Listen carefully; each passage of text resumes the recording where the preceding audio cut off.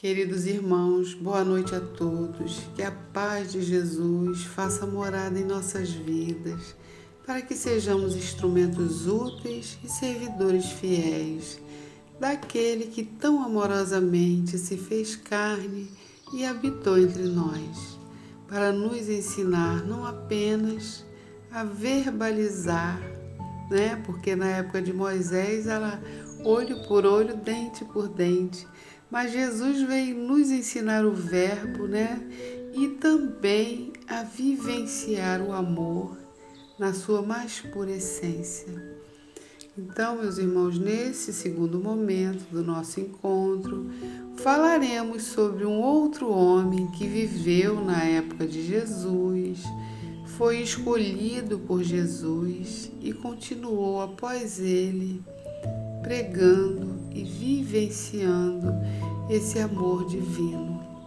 Esse homem era João Evangelista.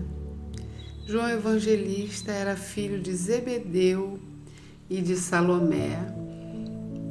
Era irmão de Tiago Maior, Alguns estudiosos suspeitam que Salomé teria sido irmã de Maria de Nazaré, Conforme consta no Evangelho de João, no capítulo 19, versículo 25, que diz: perto da cruz de Jesus estavam sua mãe, a sua irmã, Maria, mulher de Clopas, e Maria de Madalena. Então Jesus estava ali e aquelas mulheres,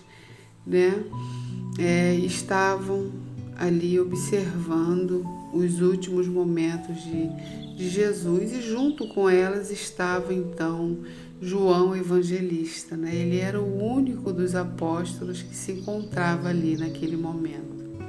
Então, dessa forma, Jesus era primo dos filhos de Zebedeu, explicando, de certa forma, a intimidade fraterna que existia entre eles.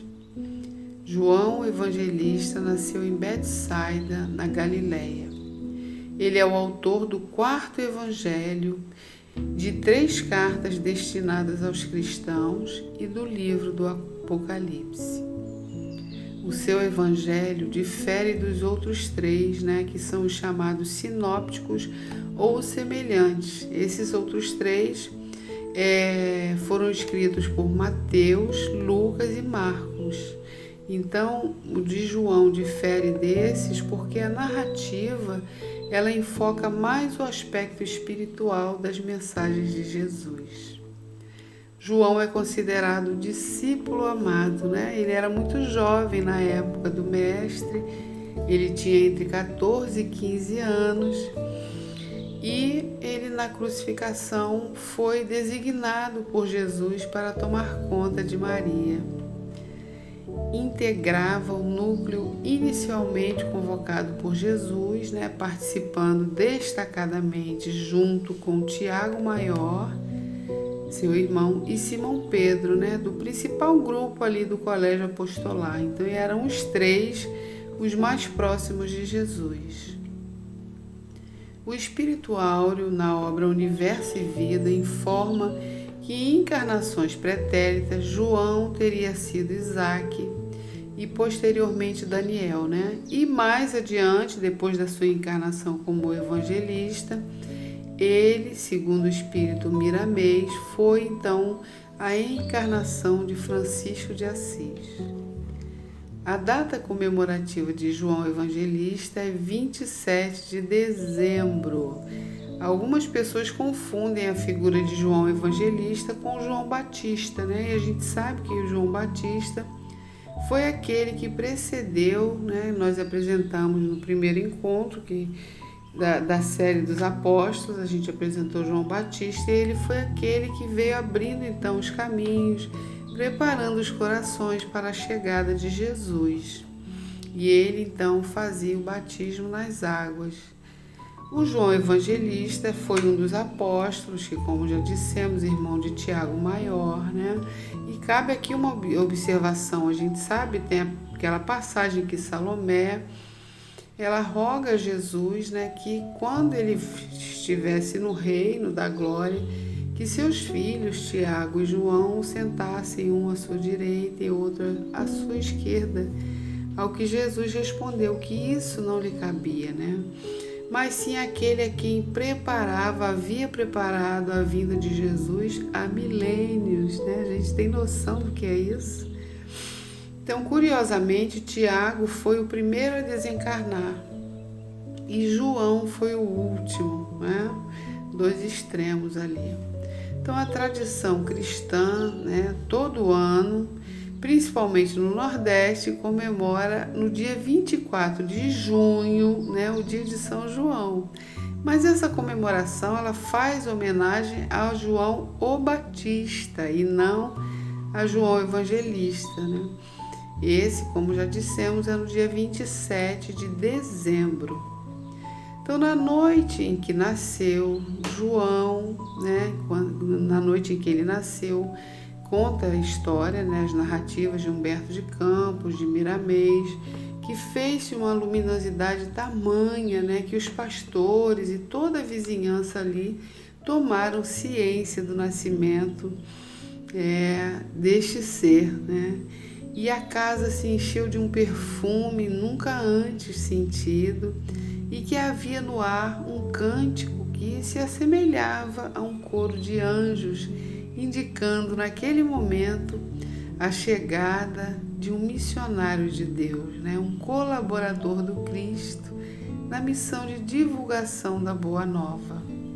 João, ainda bem jovem, adolescente, por volta dos 14 anos, estava com seu pai e seu irmão Tiago, mexendo, né, nas redes, quando fora abordado por Jesus, que veio lhes falar da proposta de implantar nos corações humanos o reino de Deus, né? No livro Boa Nova, Humberto de Campos relata que Jesus diz a Zebedeu: o trabalho árduo é o meu gozo, o sofrimento o meu cálice, mas o meu espírito se ilumina da sagrada certeza da vitória. E por isso os pais de João imediatamente foram tocados pela força do amor que se irradiava de Jesus. E ambos, né, lhes confiaram os seus filhos, né, permitiram que estes o seguissem.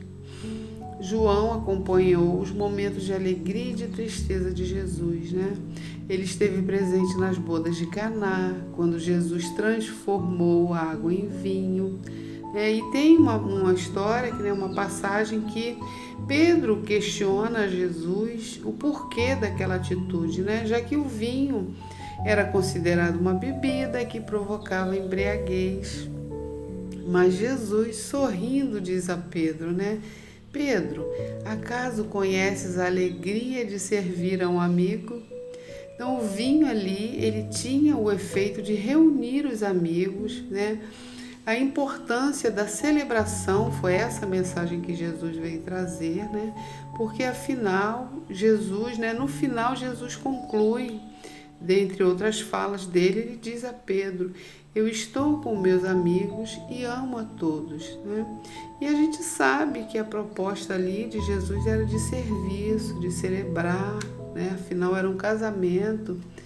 E a gente sabe que a gente não pode esquecer da questão do livre-arbítrio, né? O vinho estava ali, mas cada um ia se conduzir da maneira que melhor lhe conviesse, não é?